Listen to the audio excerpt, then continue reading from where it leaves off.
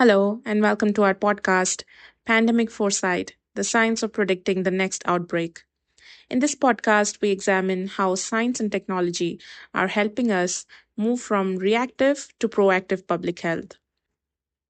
Predicting pandemics is no longer speculative fiction. It's an emerging discipline combining epidemiology, artificial intelligence, climate science, genomics, and global policy.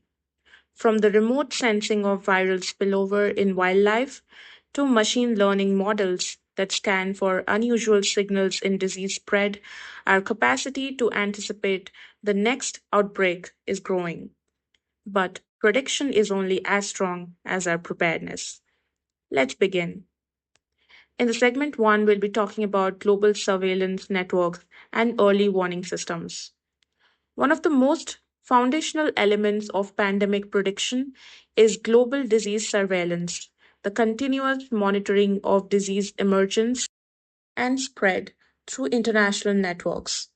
Systems like GISED, GORN, and PROMED have become critical infrastructures, allowing real time sharing of genomic sequences, outbreak alerts, and epidemiological intelligence across borders.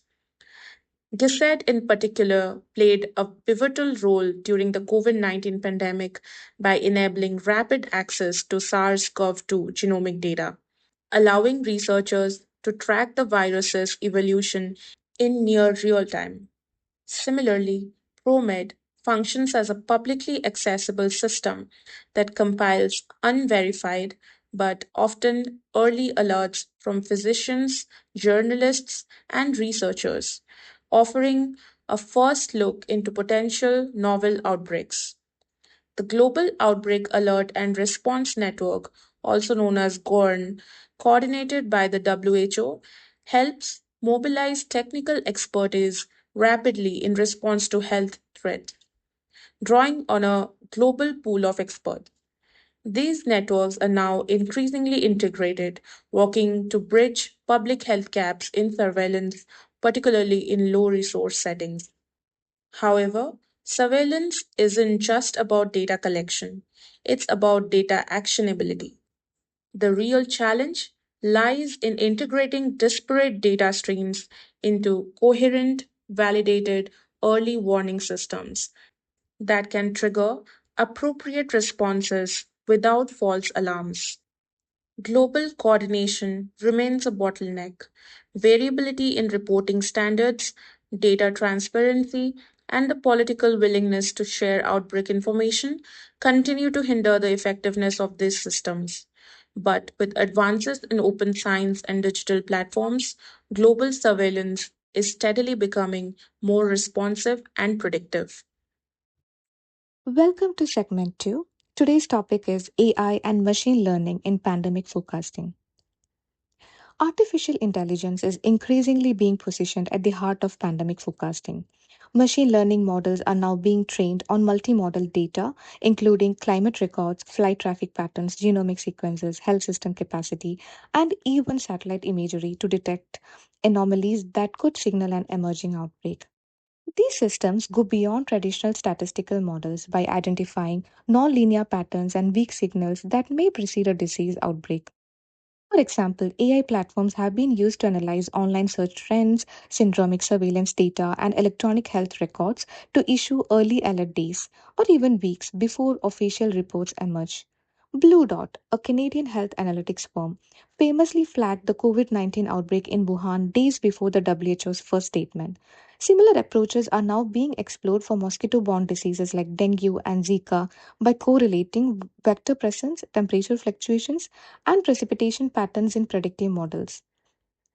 The real strength of AI lies in its capacity for continuous learning. As more data becomes available from genomic variants to mobility patterns, these systems refine themselves to improve both specificity and sensitivity in predictions. But there are limitations. AI models are not only as robust as the data they are trained on. Poor representation of low income regions, outdated data sets, or biased training parameters can lead to blind spots in prediction. Transparency in algorithms and interdisciplinary collaboration remain essential to ensure these tools serve as aids to decision making, not replacements for human expertise. Thank you. Infectious diseases do not arise in isolation from their environment.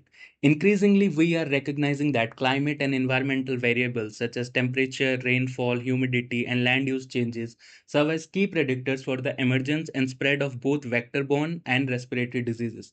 Vector borne diseases like malaria, dengue, and chikungunya are especially climate sensitive.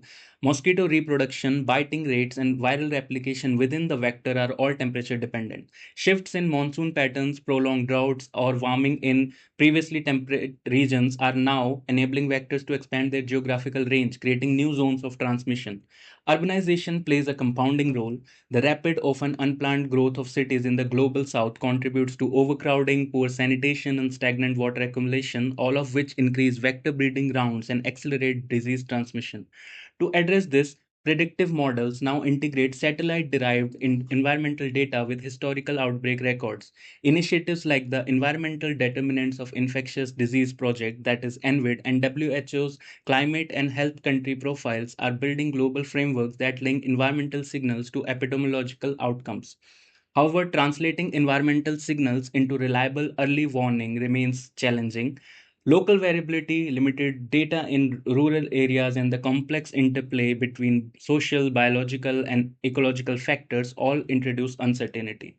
Nevertheless, by embedding climate variables into disease forecasting systems, we move closer to a proactive model of public health intervention. Segment 5, Genomic Surveillance of Variant Detection and Viral Evolution. The role of genomic surveillance in pandemic prediction cannot be overstated. By sequencing viral genome in real time, researchers can track mutations, monitor viral evolutionary trajectories, and anticipate variants that may increase transmissibility, virulence, or immune escape. Take influenza as a case in point. Global Influenza Surveillance Network continuously sequence circulating strain to inform the composition of annual vaccines. Similarly, during the COVID-19 pandemic, the rapid identification of variants like Alpha, Delta, Omicron was made possible by unprecedented levels of genomic surveillance. Genomic data also enables phylogenetic analysis, which reveals how viruses spread geographically and evolve over time. This has helped distinguish between local transmission and imported cases or even track super spreading events at global scale. Tools like Nextine and Pangolin has democratized viral genomics, allowing researchers anywhere in the world to visualize evolutionary trees, mutation profile, and transmission dynamics.